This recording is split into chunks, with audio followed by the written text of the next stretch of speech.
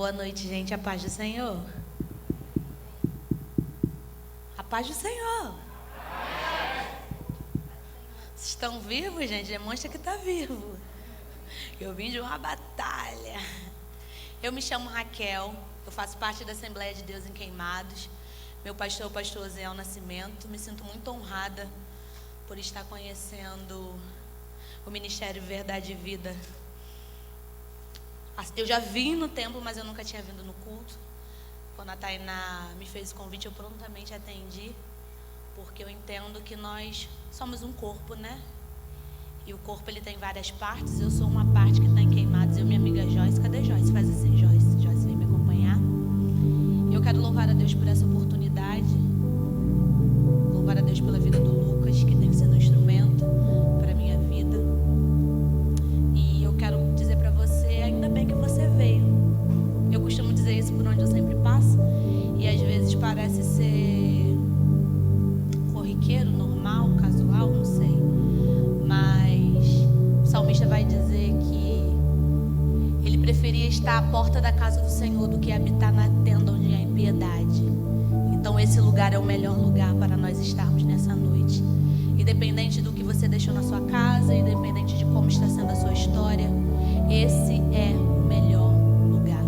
Alegrei-me quando me disseram: vamos à casa do Senhor. Eu gostaria que vocês ficassem de pé, por favor, para nós estarmos fazendo a leitura da palavra.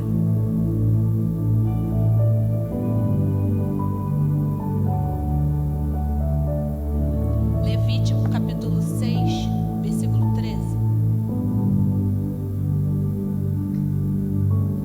Glória a Deus.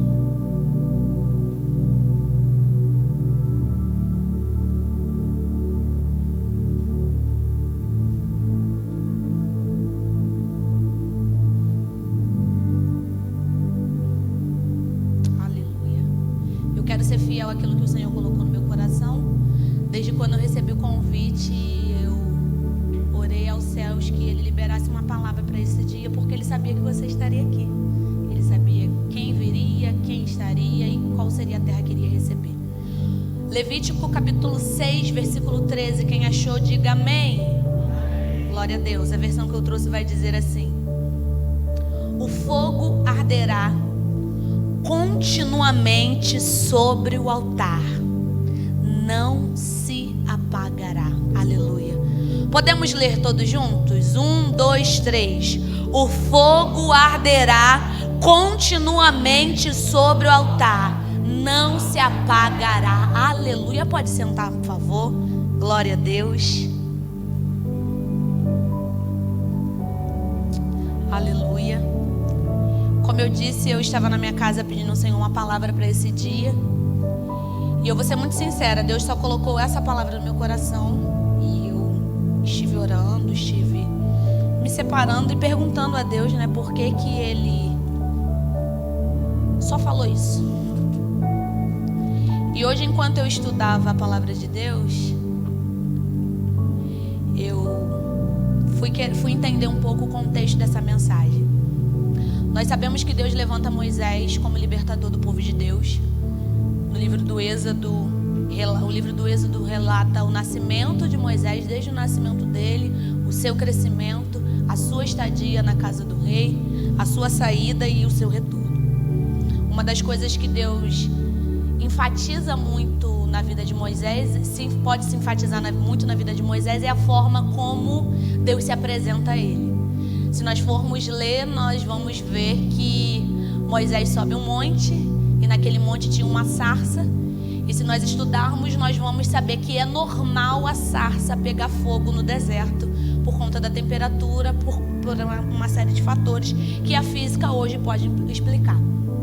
Só que o que me chama a atenção no texto do Êxodo, que relata que Moisés viu a sarça, e a sarça não só queimava, mas a sarça falava, é que a sarça não se apagava. A sarça, ela entrava em ebustão, como os estudiosos dizem, mas ela não se apagava. E quando eu recebi o tema desse culto, dessa vigília, que é chegou a hora de despertar, o Espírito Santo fez queimar no meu coração algo muito muito simples, sabe? Muito genuíno, e que se nós entendermos vai mudar a nossa vida. Nós estamos acostumados a ir de culto, em reuniões e reuniões, em congressos e congressos, e nós estamos acostumados a ver o fogo. Eu sou assembleiana pentecostal, eu amo o mistério, eu sei que é a forma de se manifestar, mas nós vemos o fogo de inúmeras formas. Só que a forma com que o despertamento de Deus vai causar em nós e vai nos levar para esse lugar não é de um fogo que queima e se apaga. É de um fogo que se acende, se mantém aceso e continua. Deus quer nos levar para um lugar de continuidade. Não somente de continuidade, mas um lugar em que é produzido algo de valor. Eu gostaria que vocês abrissem comigo a primeira carta de Pedro, capítulo 2. Glória a Deus.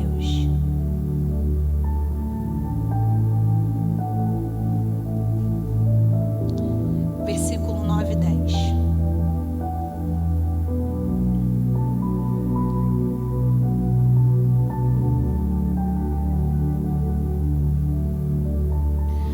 Versículo 9 vai dizer assim, da primeira carta de Pedro, capítulo 2. Mas vós sois a geração eleita, o sacerdócio real, a nação santa, o povo adquirido, para que anuncieis as virtudes daquele que vos chamou das trevas para a sua maravilhosa luz.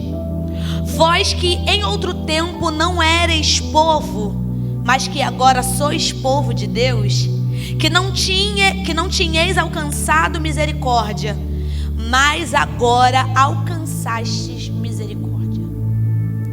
Eu quero linkar esses dois versículos e quero ser muito breve naquilo que Deus colocou no meu coração. Nós sabemos que no Antigo Testamento o que validava, o que fazia com que as pessoas fossem instruídas era a lei. Não que no Novo Testamento isso não acontecesse, mas Jesus apresenta a lei de uma maneira diferente no livro de Mateus, no Evangelho de Mateus.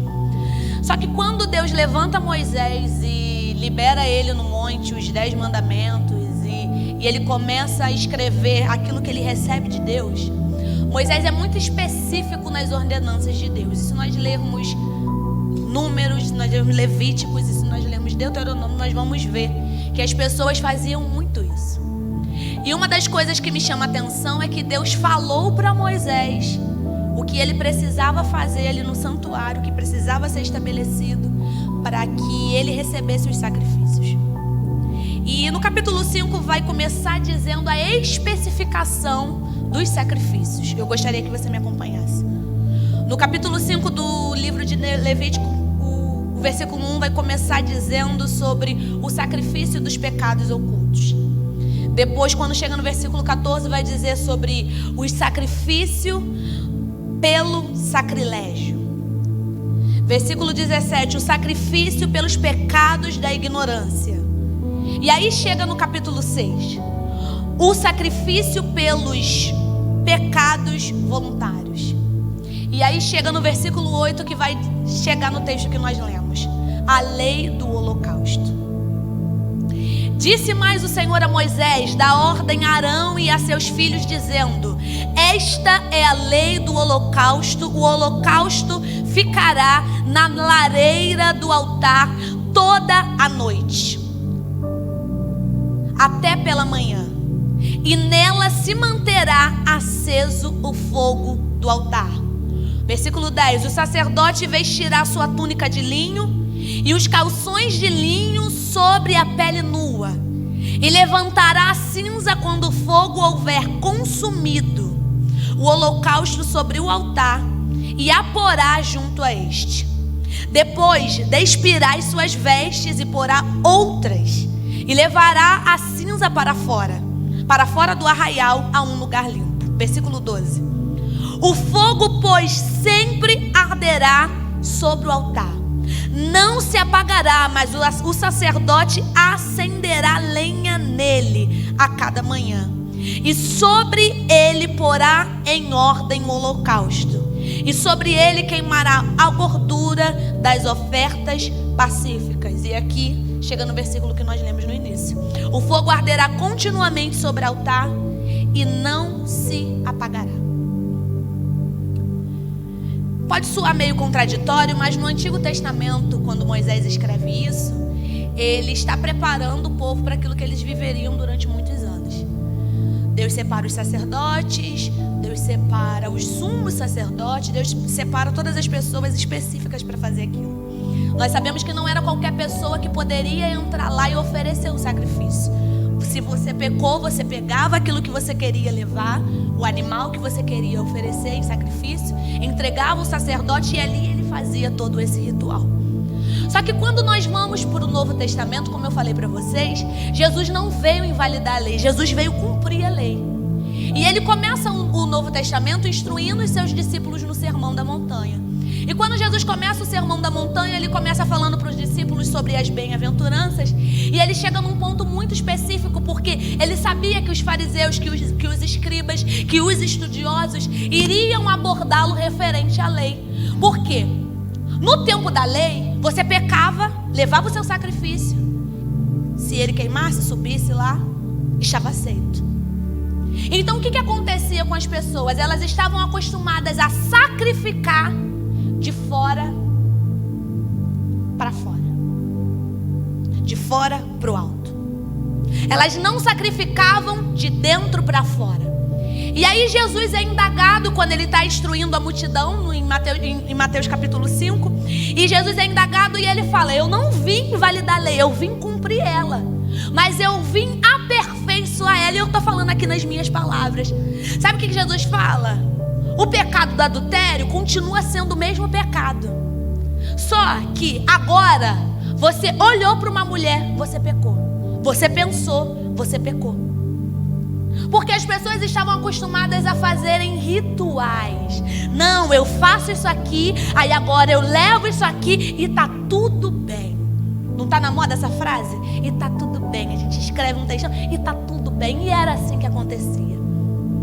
Só que quando Jesus vem para fazer cumprir aquilo que o profeta Isaías tinha dito no livro dele, que nasceria um do ventre de uma mulher, que se chamaria Emanuel, Deus conosco, o príncipe da paz.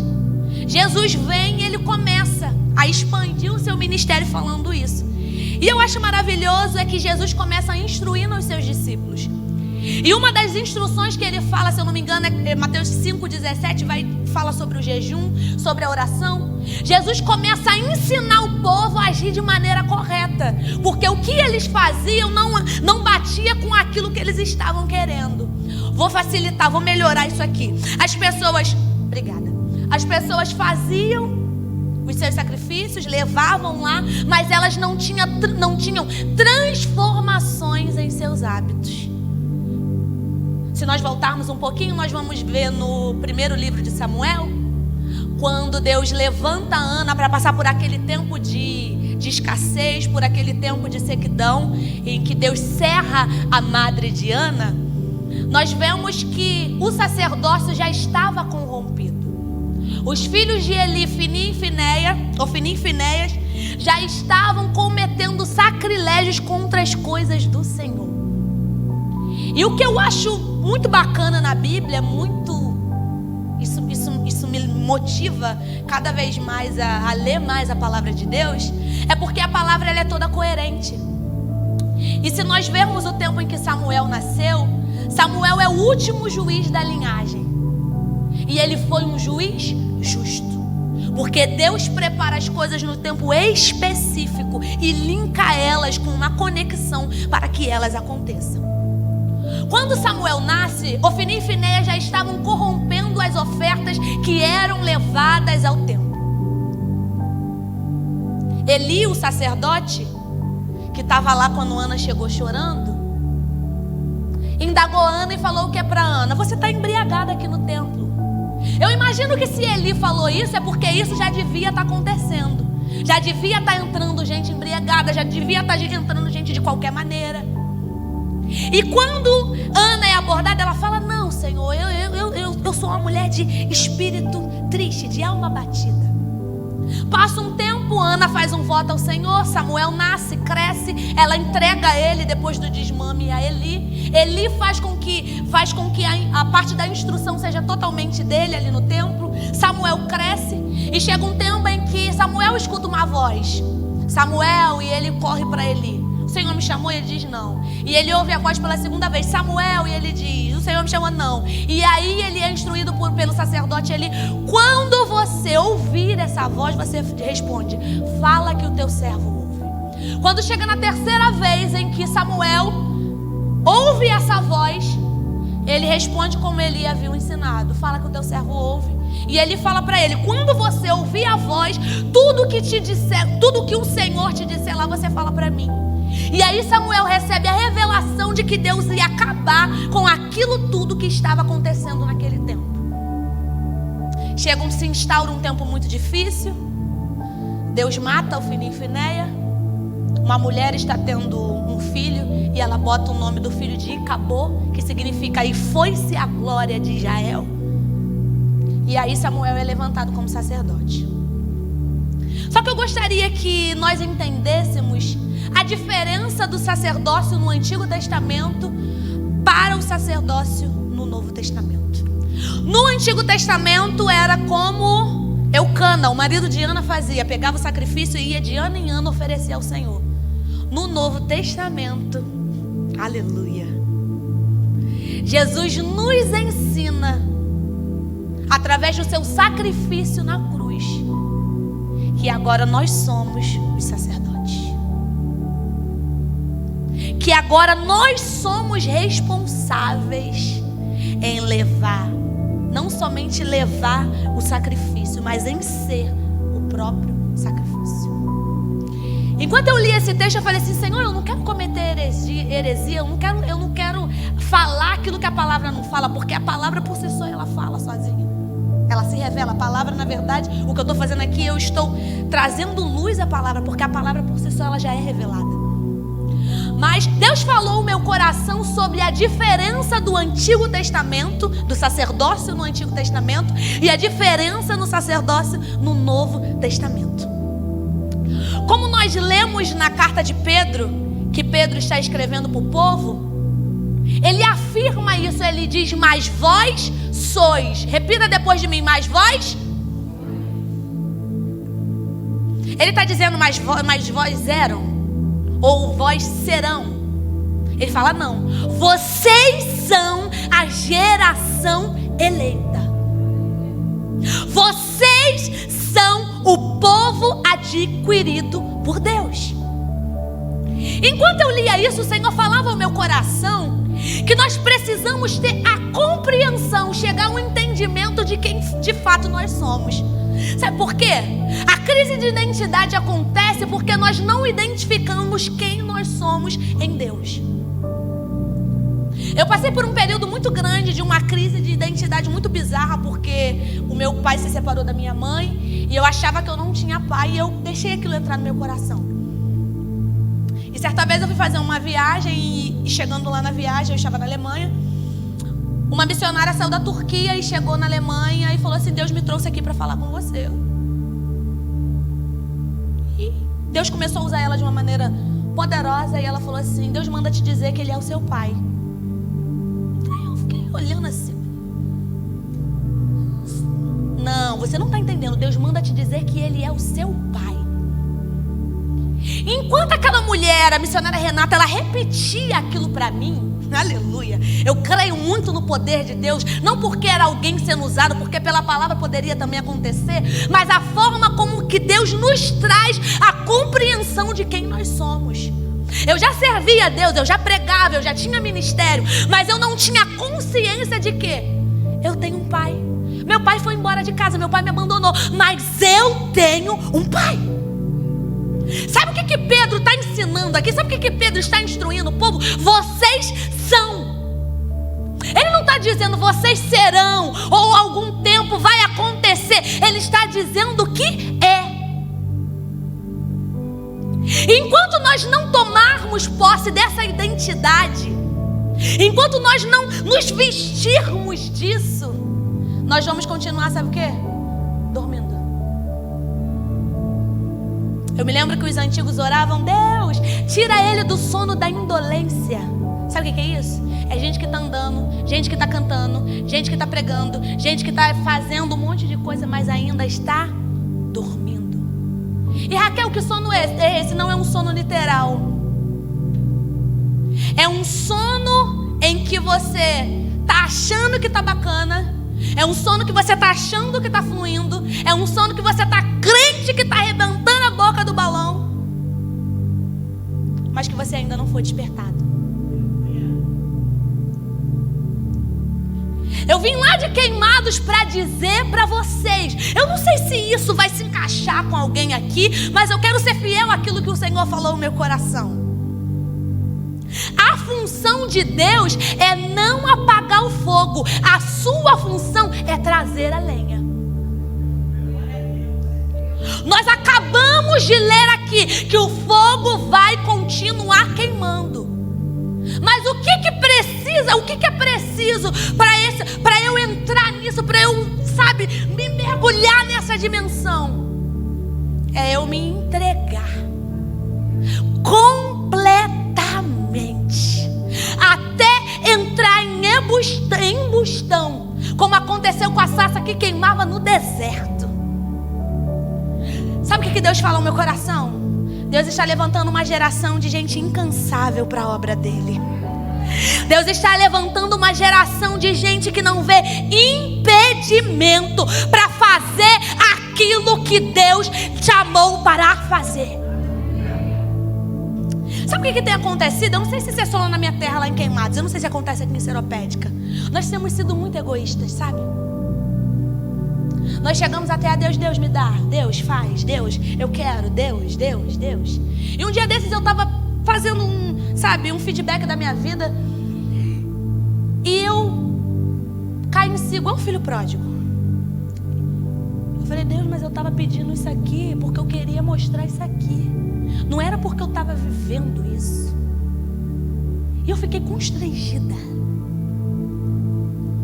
Nem um graveto de lenha eu estava levando, mas eu estava achando que estava abafando.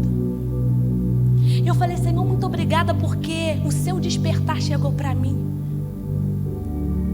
Enquanto eu estudava essa palavra, eu vi um relógio muito grande e o Senhor me mostrava um despertador. Eu não sei porque você veio, mas já que você veio, você vai entrar. O seu despertador vai tocar, e isso vai gerar em você uma mudança para o resto da sua vida. Quando Pedro fala que nós somos a geração eleita, gente, isso é maravilhoso. Eleição, como é que funciona a eleição, gente? É alguém que elege, né? No nosso caso aqui no Brasil, nós somos os eleitores, e nós elegemos alguém para colocar no governo. Estou fazendo assim uma comparação. Só que eu não sei se vocês sabem, eu não sei, né? E teve alguma eleição para Deus escolher você? Você participou de algum concurso? Alguém botou alguma medida? Viu se você era de uma linhagem real? Viu se você era de uma família boa? Teve, gente, alguma eleição? Teve algum concurso? Você precisou pagar alguma coisa? Nada, né? Esse é o poder do sangue. O poder do sangue de Jesus nos tornou eleitos por herança, herdeiros e co-herdeiros de Deus. Você não precisou pagar nada para receber tudo o que você tem. O que você tem? A salvação eterna. Só que sabe como nós estamos andando? Como miseráveis. Eu estou falando nós, colocando. Nós não nos vestimos disso. Nós não tomamos posse da nossa identidade. Eu passei uma luta para tirar a habilitação. Gente, eu passei na terceira prova. Pensa numa luta. Quando eu achei que não dava mais, que eu estava no auge da depressão, derrubou o meu nome. Um negócio difícil. Que quando eu cheguei no Detran, que eu peguei a cara da foto era de sofrida, que eu já estava cansada do processo. Quando eu cheguei lá, que eu peguei a habilidade. Ah, vou mostrar que é o meu testemunho, que eu conto esse testemunho.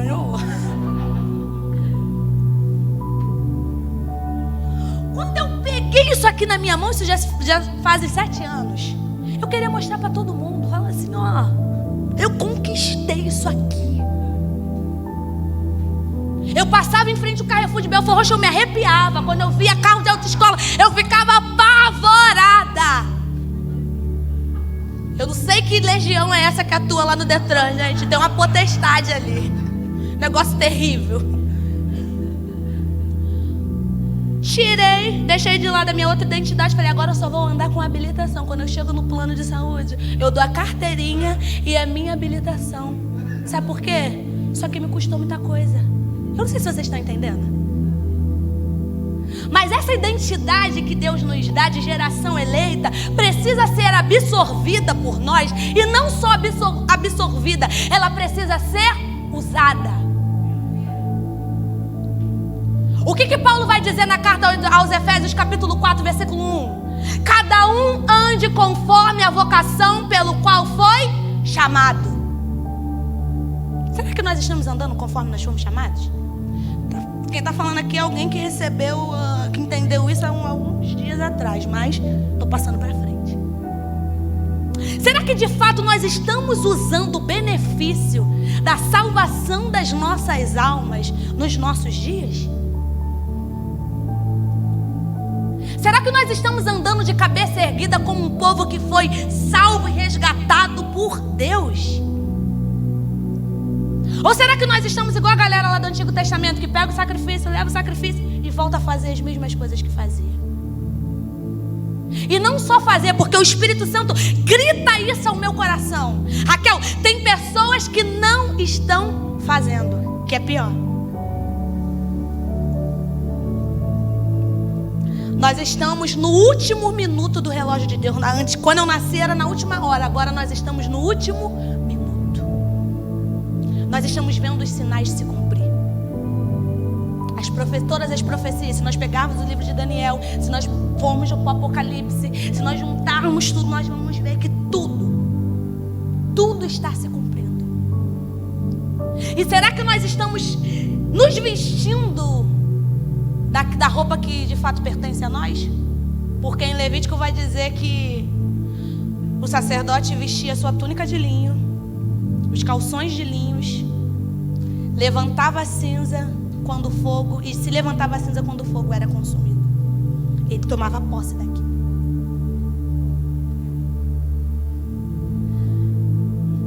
O fogo tem 2 funções: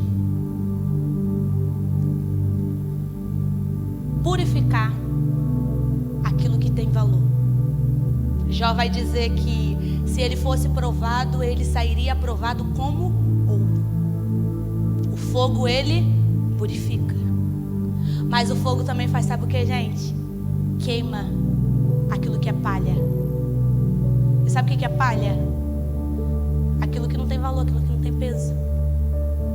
Então, o fogo está queimando e nós não estamos nos ligando. Tem gente que está correndo do fogo. Eu não estou falando do fogo de rodar, de pular, não, que aqui a gente está numa brisa maravilhosa. Eu estou falando do fogo do Espírito. O que me chama a atenção é que Moisés não correu quando ele viu aquela sarça. Ele ficou e ele ouviu aquilo que ele estava falando. Nós somos atraídos pelo fogo. O fogo, eu não sei você, mas lá em Queimadas, quando eu era criança, a gente fazia fogueira para assar batata doce. Nessa época assim mesmo, de inverno.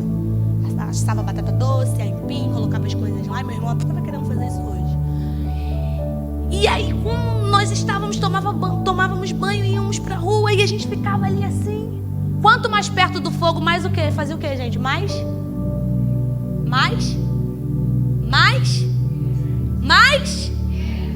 Quanto mais perto do fogo, mais? Oh, gente. Se nós entendêssemos isso, aleluia, glória a Deus, nós iríamos estar mais perto do monte. O Morada não canta? Mais perto do monte, mais perto. Me ajuda, gente. Com o peso da tua glória, mais perto da glória, mais perto da morte, o medo quer me parar, então me tira o medo. Se você sabe, cante isso. Que me faz dizer, Moisés, suba em meu lugar. Me faz entender que a tempestade é você. Mais o quê? Chuva forte é você, vento forte é você. E o que me faz tremer as pernas, a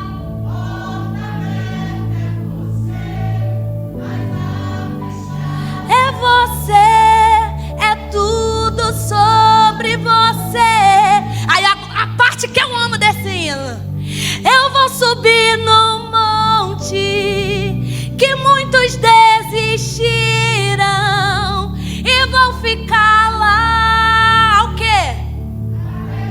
Canta com força, mostra que você está vivo. Eu vou ficar.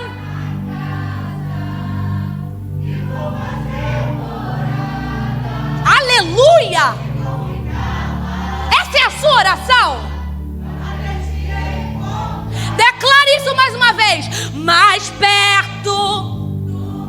Oh, aleluia! O tecladista pode me ajudar? Com o peso da tua glória, mais perto da glória, mais perto. O medo, então me tira o medo. Oh, Jesus. Que me faz dizer, Moisés, suba em meu lugar. E aleluia.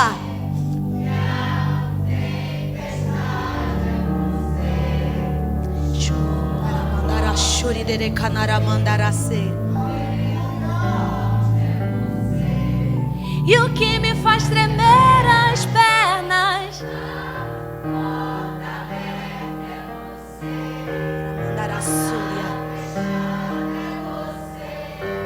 é tudo sobre você. Sabe o que nos tem tirado de perto do fogo? O medo. O medo. O medo de se queimar. Só que eu vim lá de Queimado dizer pra você que só tem medo quem não sabe o que o fogo faz.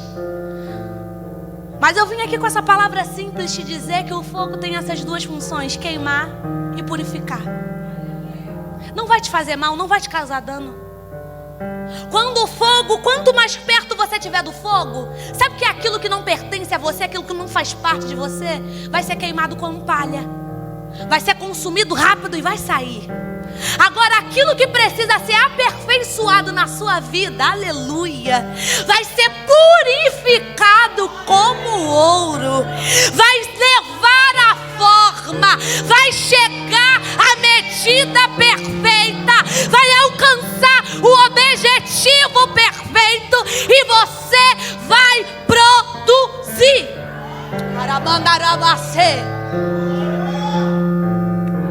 Sabe o que me chama a atenção nessa passagem da lei do holocausto?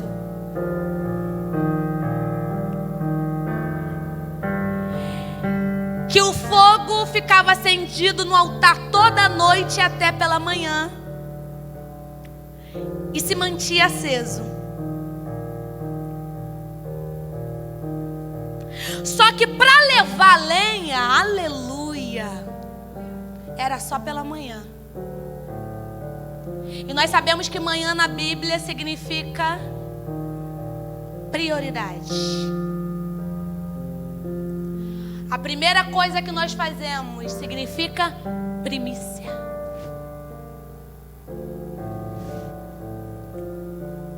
primeira coisa que nós fazemos quando pulamos da cama é o que? Fazer o que, gente? Depois de olhar o celular, quem olha logo, né? Escovar o dente. Sabe o que Deus fala aqui através de Moisés? O que eu tenho que fazer, eu vou fazer. Eu me mantenho aqui, eu sou imutável. Eu não mudo. Eu vou me manter aqui. Mas você, que é o sacerdote, você tem que levar lenha toda manhã.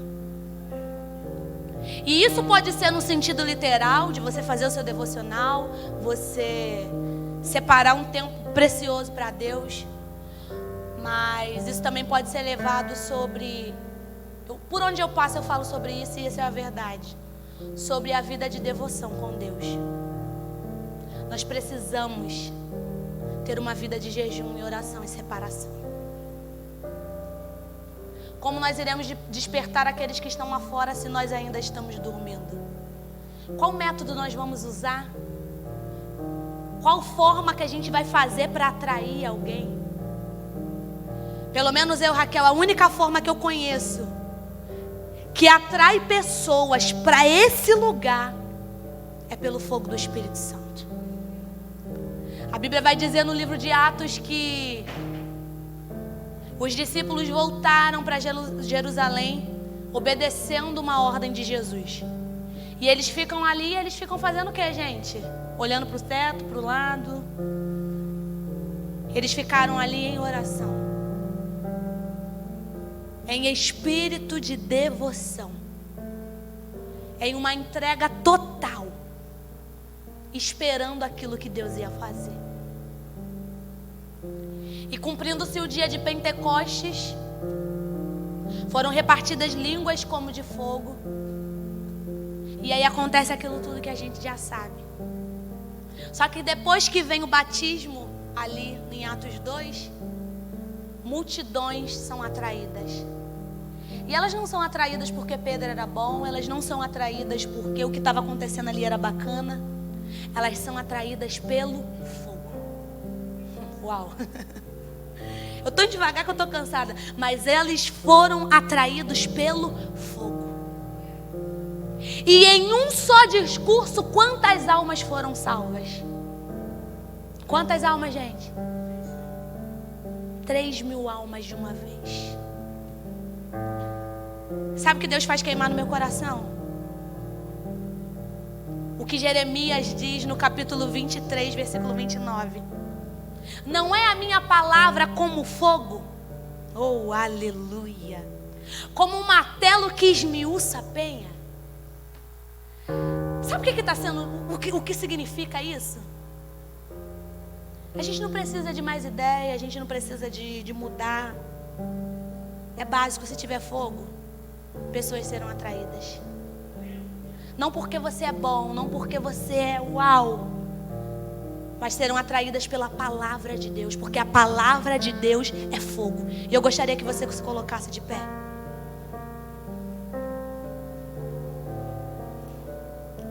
Glória a Deus.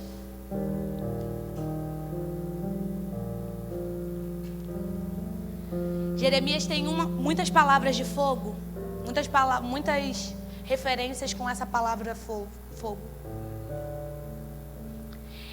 E uma delas eu acredito que foi a inspiração em que o Alê escreveu essa música, Deixa Queimar. Jeremias vai dizer que depois de receber uma revelação do que aconteceria com o povo, ele recebe uma instrução. E quando ele recebe essa instrução de Deus, ele fala: tem um fogo cerrado em meu peito, aleluia, que não me dá descanso. Sabe o que eu vim falar pra você? Ninguém mandou você vir aqui hoje. Aliás, o céu mandou você vir. Mas já que você veio, você vai se manter dormindo se você quiser. Mas eu não conheço ninguém, aleluia, que sente o fogo de Deus em seu espírito queimar e se manter dormindo. Aleluia. Eu não conheço ninguém que experimentou do sobrenatural de Deus,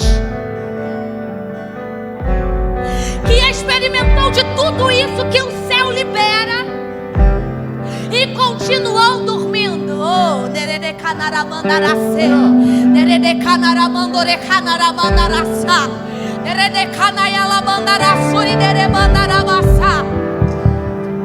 Você será despertado, de que nerede canaramandarasúria. Eu profetizo em nome de Jesus, a paralisia não irá mais te dominar.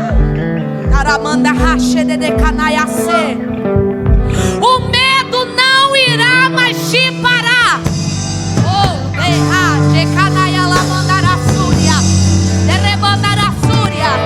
A maldição hereditária que estava sobre a sua vida está sendo queimada aqui hoje pelo fogo de Deus.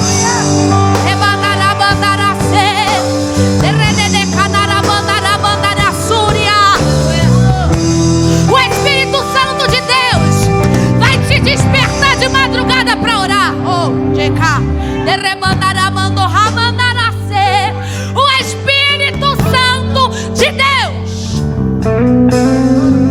vai te levar para perto do monte de novo. Quem não orava mais vai voltar a orar. Quem não jejuava mais vai voltar a jejuar. Porque o fogo de Deus vai te despertar. Quantos recebem isso? O fogo de Deus vai te despertar. E talvez você esteja me olhando e esteja dizendo: Raquel, mas eu leio a Bíblia e não entendo nada. O Senhor trará revelações dele dentro da palavra para você.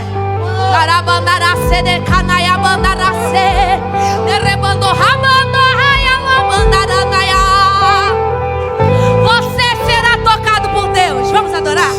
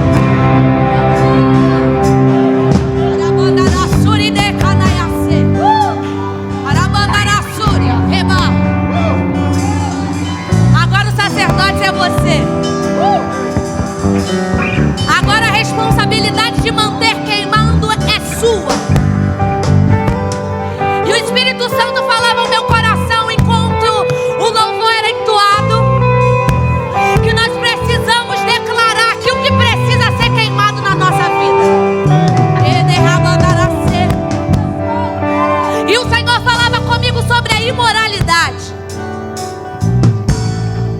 Eu não vou expor ninguém porque o Espírito não faz isso.